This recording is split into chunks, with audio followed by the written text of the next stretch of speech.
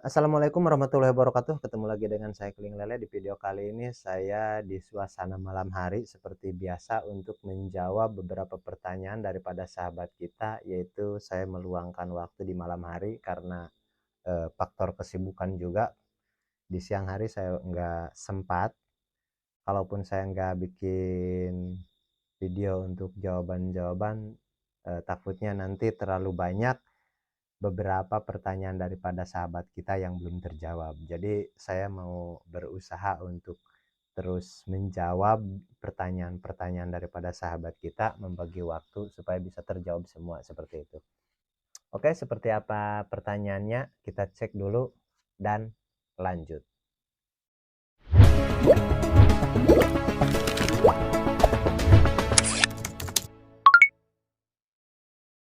Oke, untuk pertanyaannya daripada sahabat kita yaitu mengenai kanibal. Bang, tolong bahas tentang kanibalisme. Berapa banyak dalam lele yang dikanibal temennya? Oke. Jadi pertanyaannya berapa banyak kanibal, persentase kanibal yang dimakan sama temennya. Jadi begini sahabat, kalau berbicara soal kanibalisme, menurut saya nih, bukan menurut saya, untuk saya pribadi, itu kanibal itu nggak ada. Tapi kanibal nggak ada itu bukan dalam arti memang lele itu bisa diubah genetiknya menjadi tidak kanibal. Nggak juga. Lele itu memang salah satu ikan kanibalisme lah yang memang suka makan teman. Tapi di sini saya akan garis bawahi, dan ini pun disclaimer juga untuk sahabat kita. Ini yang sahabat tanyakan untuk segmen pembesaran atau segmen pembenihan. Karena ada dua segmen yang ada dua segmen yang bertolak belakang. Kalau untuk segmen pembesaran, saya bisa jamin 100% kanibal itu nggak ada. Ada caranya begitu. Bukan nggak ada, ada memang. Tapi kita bisa siasati dengan beberapa cara. Itu bisa. Bahkan saya bisa garansi. Andai kata sahabat beli benih 1000 ekor atau kalau 1000 kecil lah, nggak semangat. Oke, 10.000 ekor dan masa panen sebelum ditimbang hitung dulu. Kurang dari 10.000, saya ganti 10.000 gratis. Yang penting metodenya yang dipakai. Kalau untuk kanibal. Dan kalau untuk pembesaran. Cuman nih, kalau untuk pembenihan atau pendederan atau pencetakan, kan di segmen pembenihan itu ada dua segmen juga. Yang pertama, pemijahan, semasa kita memijahkan, dan ada juga kayak pengepul benih seperti itu.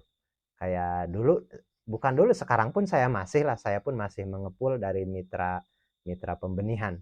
Contohnya mitra saya membenihkan sampai 1-2 cm, 1-2, setelah itu dikirim ke saya dan dibesarkan lagi sama saya sampai ukuran 78 baru saya jual seperti itu. Berarti itu kan segmen pendederan. Dan itu segmen pendederan. Dan kalau untuk segmen pendederan itu ada kanibal. Itu nggak bisa disiasati, ada itu. Saya banyak bukti dan punya dokumen-dokumen yang cukup detail, itu saya pastikan ada. Saya akan katakan yang bisa saya siasati itu bisa, dan saya akan katakan yang saya nggak bisa siasati, saya katakan tidak. Dan untuk pembenihan di pendederan ataupun pemijahan itu tetap nggak bisa disiasati. Pemijahan contoh, kalau pemijahan kan dari usia 3 hari setelah menetas telur kan kita kasih cacing sutra. Dan di situ itu sudah mulai berlaku kanibal. sudah mulai berlaku. Meskipun saya sudah siasati, saya kasih cacing sutra 10 kali lebih banyak daripada ikannya. Paham gak maksudnya? Contoh nih, saya estimasi nih ikan nih, contoh. Ikan ini kalau kita kalau ditimbang kan mana mungkin larva ditimbang. Oke, saya katakan satu gelas itu ada 10.000 ekor satu gelas. Dan saya kasih pakan 10 kali lipat per harinya. Hari ini saya kasih pakan, besoknya pun masih utuh, saya tambah lagi. Untuk menekan kanibal. Tapi masalahnya kalau benih tetap aja. Saya punya bukti yang besar itu di mulutnya ada ikan kecilnya itu sahabat. Yang besar lagi memakan ikan kecil itu. Siang malam saya amati. Karena malam itu lebih aktif lagi, lebih kelihatan lagi. Dan saya kalau lagi mengamati, saya bisa sampai 24 jam tanpa tidur. Hanya untuk mengamati saja. Dan saya simpulkan, untuk pembenihan nggak bisa lepas dari kanibal. Nggak bisa. Sampai ke segmen pendederan.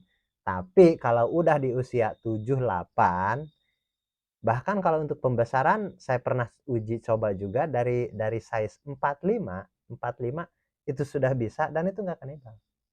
Tapi kalau saya nggak menyarankan lah, yang aman sebenarnya 7-8, minimal 6-7 lah, 6-7 sampai ke lebih besar lebih bagus lagi dan itu nggak kanibal. Meskipun kalau untuk saya sendiri dan binaan-binaan saya tertentu yang orang yang sudah dekat sangat dengan saya, itu sebenarnya 45 enggak kanibal. 45 masih utuh. Karena apa? Saya enggak menggaransi seumur hidup lah. Cuman saya begini, contoh sahabat masih belajar, saya bimbing dan beli. Kalau yang dekat kan saya bimbing sekalian benihnya dari saya, pakannya belinya dari saya, cacingnya belinya dari saya, semuanya dari saya. Dan kalau ada suatu kesalahan, itu memang saya ganti. Tapi kalau yang udah lulus, contoh nih, dia udah berapa kali panen gitu, dan saya sudah katakan, oke, kamu sudah pandai, kamu sudah paham, kamu sudah bisa, itu nggak berlaku garansi, sahabat. Enggak. Ini untuk yang masih belajar lah, yang masih raba-raba, untuk meyakinkan pikiran belief system dia bahwa lele kanibal itu bagi saya itu propaganda. Untuk segmen pembesaran nih, saya tetap akan garis bawahi, ini bukan segmen pembenihan, kita bicara pembesaran. Oke, pembenihan kita anggap selesai lah. Karena di segmen pembenihan, kanibal nggak bisa dihilangkan, itu tetap. Itu bagi saya itu mutlak, itu kanibal lele. Lele makan lele dan itu berlaku untuk pembenihan. Oke? Selesai. Itu gak bisa dibahas lagi untuk pembenihan. Ini kita pembesaran. Dan untuk pembesaran 100% kanibal itu nggak ada. Saya bisa jamin. Dan saya katakan, kalau sahabat beli benih dari saya 10.000 ekor dan masa panen, hitung. Kurang 10.000, saya kasih gratis 10.000 lagi. 1 kali beli dapat 2 kali. Tapi itu untuk yang lagi proses pembelajaran. Paham maksudnya sahabat? Jadi nggak serta-merta, oke, mendingan beli benih dari si Keling karena ada garansi, kurang dari itu diganti 100% utuh. Beli 10.000, tinggal ada 9.000, diganti lagi yang baru 10.000, jadi berarti hampir 20.000 hitungannya dengan begitu saja gratis. Enggak juga. Ini untuk karena bagi saya begini, kalau yang berbisnis itu orang yang sudah pandai dalam berbisnis ataupun dalam berbudidaya, rugi itu resiko. Ikan mati massal itu resiko. Kalau yang saya anggap itu sebenarnya sudah pandai. Oke, kalau katakan kalau training sudah lulus training lah. Itu resiko. Ikan mati ya resiko, namanya juga makhluk hidup kan, mati resiko. Mati massal resiko, rugi ya resiko. Karena itu bisnis. Tapi kalau untuk belajar, saya mau jamin sampai bisa 100% nggak ada rugi. Kalaupun rugi, contoh begini. Kamu belajar sama saya. Kalaupun kamu rugi, jangan kamu yang rugi, saya yang rugi. Karena apa? Kegagalan kamu adalah kegagalan saya dalam membina, mengajarkan. Dan keberhasilan kamu adalah keberhasilan saya dalam mengajarkan atau mengedukasi. Itu maksudnya. Jadi saya nggak mau binaan saya itu rugi, saya yang tanggung rugi 100%. Sampai saya pastikan dia bisa, dia paham. Makanya kenapa saya bisa jamin begitu? Karena beberapa daripada binaan saya yang masih belajar, yang apalagi di rumah saya, kayak sekarang kan ada juga yang lagi latihan di rumah saya, belajar di rumah saya. Maksudnya begini, supaya mengubah dari sudut pandang bahwa lele itu dengan cara apapun tetap kanibal. Sebenarnya itu enggak kalau untuk pembesaran. Karena ada beberapa metode. Yang pertama, kanibal bisa ditentukan karena air. Bisa karena air pun bisa. Karena air kenapa? Air yang jernih itu bisa mengakibatkan kanibal juga. Meskipun lebih dominan kumisnya lagi untuk mendeteksi makanan itu daripada matanya. Sebenarnya lele itu kalau untuk makanan matanya peranannya agak sedikit ketimbang kumisnya. Jadi lebih punya peranan kumis untuk mencium makanan atau mendeteksi makanan itu. Seperti itu kalau untuk lele. Tapi maksudnya begini. Jadi kalau air jernih itu aroma, kalau bahasa saya apa namanya? Kamuflase atau gimana namanya? Lebih kepada contoh nih, kalau ada temennya yang sedikit saja lupa, itu kayaknya lebih tercium gitu. Bukan terlihat, kalau terlihat meskipun ini jernih kan, tapi di situ meskipun jernih bukan soal terlihat, tapi lebih tercium. Kok bisa begitu? Bukannya terlihat kalau jernih? Bukan, justru tercium. Tapi kalau ikannya airnya udah jadi itu dalam artian air yang udah lama lah, udah bekas panen, kita tebar lagi bekas panen. Itu kan warna air, aroma air, itu kalau secara bahasa cemar, air itu sudah dicemari oleh beberapa ekosistem dan biota-biota yang ada di air itu. Paham gak maksudnya? Di air yang udah lama itu sudah ada bakteri, ada mungkin cacing, mungkin ada kutu air, mungkin ada bermacam-macam kemungkinan di situ ada kehidupan yang bisa memanipulasi, sedikitnya memanipulasi sistem radar lele lah istilahnya, kalau radar. Jadi agak sedikit berkurang, tapi bukan tidak ada. Tetap kalau ada yang luka tetap diserang juga. Kalau ada yang luka tetap diserang juga. Maknanya tetap ikan itu harus sehat, berarti mananya. Dan poinnya di situ. Kalau airnya udah lama, airnya udah jadi, secara otomatis di air itu ada ekosistem, ada kehidupan. Dan bakteri patogen pun enggak agresif, enggak mengusik. Karena ikannya selalu sehat, karena di situ ada ekosistem. Seperti itu. Oke, mudah dipahami. Jadi lebih kepada ekosistem di dalam air itu sendiri. Karena airnya sehat, ikannya secara otomatis akan sehat, dan berarti di situ kita bisa menyimpulkan. Berarti kalau untuk pembesaran, kalau lelenya sehat, kanibal itu nggak ada. Memang. Karena saya bisa pastikan, andai kata lele itu nggak ada luka sedikit pun, nggak ada cacat sedikit pun, kanibal nggak ada. Adapun kalau yang mati digempur sama yang lain, itu karena kelemahan yang satu itu.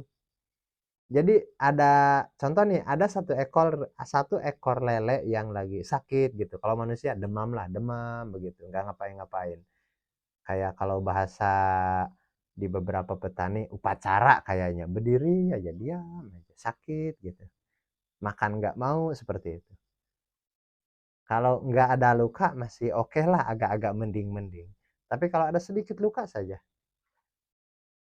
dan nanti ditempeli oleh bakteri dan lukanya makin terlihat dan di situ baru digempur. Kalau udah ada bekas gigit lagi, digigit sama temannya dan yang lainnya pun akan berebut karena aroma. Karena lele itu enggak memandang oh ini teman saya kan, enggak. Jadi dia lebih kepada fokus kepada penciumannya. Oh ini aroma makanan, udah makan aja.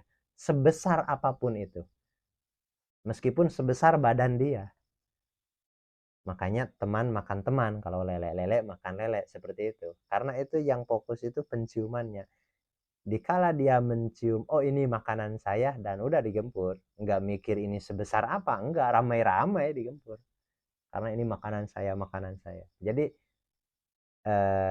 poinnya di situ berarti kalau nggak mau kanibal, lele jangan ada yang luka. Kalau nggak mau ada yang luka, hindari yang menyebabkan luka. Contoh, grading. Itu grading menyebabkan luka. Oke? Dan yang saya pastikan, kalau sahabat menggunakan metode pembesaran, ini pembesaran bukan pembenihan. Pembenihan kita selesai. Grading pembenihan harus. Kanibal itu pasti. Itu untuk pembenihan, lain kali kita bahas di tema yang khusus untuk pembenihan, apa saja yang harus dilakukan. Tapi kalau untuk pembesaran, grading, next, saya nggak ada grading. Karena kalau saya grading, saya pernah coba, saya nggak bisa melewati hal kanibalisme ini. Meskipun saya kasih pakan cukup, kalau lelenya tiap 2 minggu sekali di grading, tetap ada yang luka, tetap ada yang dimakan. Itu pasti saya bisa pastikan. Berarti jumlah ikan tetap kurang. Berarti kematian di situ berlaku. Meskipun kita anggarkan 20% kita anggarkan untuk kematian, itu berlaku. Makanya kalau bagi saya, anggaran kematian yang 20% itu nggak berlaku. Meskipun tidak menutup kemungkinan juga, kadang ada kematian karena cuaca, karena apa, tapi itu lain. Ini kita berbicara soal kanibal. Jadi kesimpulannya, kanibal itu nggak ada kalau lelenya sehat, dan kalau lelenya apa namanya, airnya sehat, tentunya lelenya juga sehat. Memang ada beberapa faktor dari air kita harus dijaga. Kalau saya itu yang paling peranan air. Dan yang kedua, grading. Saya tinggalkan grading. Saya langsung tinggalkan sistem grading. Karena bagi saya, banyak efek yang disebabkan karena di grading. Justru saya mah kebalik. Orang katakan lele itu wajib di grading. Justru saya mah kebalik. Lele itu wajib tidak di grading. Wajib tidak di grading. Kalau nggak mau ada kematian. Maksudnya bukan langsung sama sekali satupun gak ada yang mati. Enggak juga yang saya bilang, yang namanya makhluk hidup ya mungkin 1-2 ataupun mati masa kecil nggak kelihatan, tapi dalam jumlah ekor kita hitung itu masih oke lah. Contoh nih, saya tebar biasa 12.000. Kayak hari ini tadi saya kurang lebih tebar 10.000 yang tadi. 10.000. Jadi 10.000 itu di masa panen kita buktikan. Hitung lagi. Kalau untuk yang pemula nih saya ajarkan. Hitung lagi ada nggak 10.000. Tapi dengan syarat jangan ganti air, jangan digrading, jangan tambah air, jangan buang air. Terus apain saja? Jangan diapa-apain, hanya kasih makan saja. Dan di situ nanti insting kita berlaku. Bekerja dengan optimal. feeling kita nanti di situ berjalan. Kita tahu air yang bagus seperti apa, air yang enggak bagus seperti apa. Di situ pembelajarannya sepertinya. Makanya di situ nanti ada fase-fase perubahan air dan lain sebagainya. Jadi saya tekankan, jangan tambah air, jangan buang air. Jangan degrading. Meskipun alasan buang kotoran, jangan buang kotoran. Karena kalau sudah ada ekosistem di dalam air itu, kotoran itu nggak ada. Kotoran nggak ada kalau sudah ekosistem. Kotorannya dimakan bakteri, diolah sama bakteri, sudah diurai. Itu maksudnya. Jadi nggak perlu buang kotoran. Jadi kalau istilah, kalau bioflok kan itu terlalu intensif lah. Setiap berapa minggu sekali kita lihat air, dan kalau karakter air ini, wah ini kayaknya agak pekat nih, kita pakai tabung InHop, pakai apalah, kita cek vlognya ada berapa mililiter per 1 liter seperti itu, ada persentase berapa persen vlognya, dan ini masih di level oke jalan, dan ini tidak oke. Nah, kita harus tambahkan probiotik, molase dan lain sebagainya, dan kita puasakan juga. Memang beberapa metode lah kalau untuk bioflok itu lebih intensif lagi. Kalau untuk lele enggak seperti itu. Jadi saya katakan paling mudah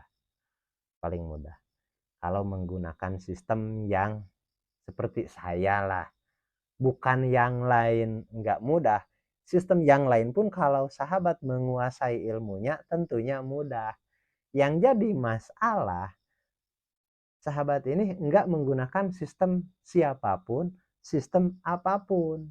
Jadi contoh, ada apa namanya, opini dari sana dari sini disatukan, ada berita istilahnya, lele itu harus digrading, kalau nggak digrading dimakan temennya, lele makan lele, itu wajib, nanti kamu tebar 1000 tinggal 500 deh.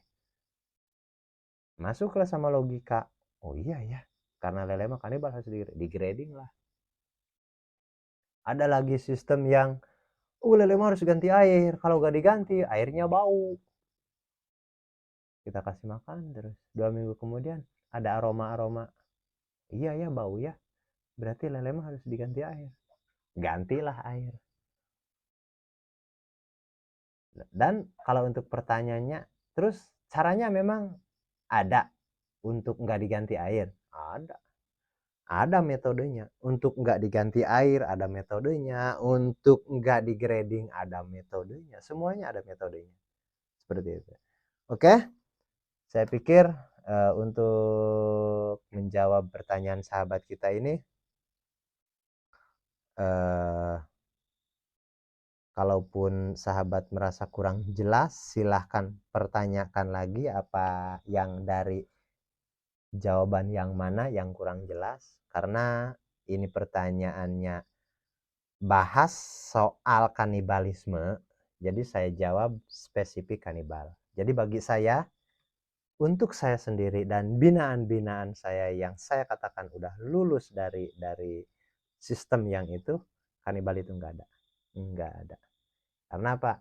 Dalam tahap training pun saya sudah katakan, kalau sahabat tebar 10.000 ekor beli benih dari saya, masa panen hitung, dan kalau kurang, ini saya bukan ganti, ini saya kasih lagi 10.000 lagi supaya 2 kali lipat. Dan kalau yang itu kurang lagi, saya ganti lagi. Dan anehnya, belum pernah 1 kali pun saya mengganti karena itu kurang. Karena 10.000 tebar tinggal 9.000, hilang 1.000. Berarti kan saya harus ganti dong karena janji. Dan itu belum pernah. Maknanya berarti utuh. Dan sampai sekarang pun yang saya bina langsung di lapangan, maksudnya yang offline lah, yang saya langsung datang ke rumahnya, saya langsung datang yang saya langsung datang ke rumahnya, ataupun dia yang belajar di rumah saya, itu nggak terjadi kurang dari hitungan. Makanya yang saya bilang, cara menghitungnya pun harus manual supaya lebih puas lagi seperti itu. Oke, mudah-mudahan bisa dipahami dan mudah-mudahan sahabat kita bisa menyimak keseluruhan daripada isi video ini. Dan kita lanjut ke pembahasan berikutnya, menjawab pertanyaan-pertanyaan sahabat kita yang lain. Oke, dan bisa ketemu lagi di video berikutnya. Assalamualaikum warahmatullahi wabarakatuh.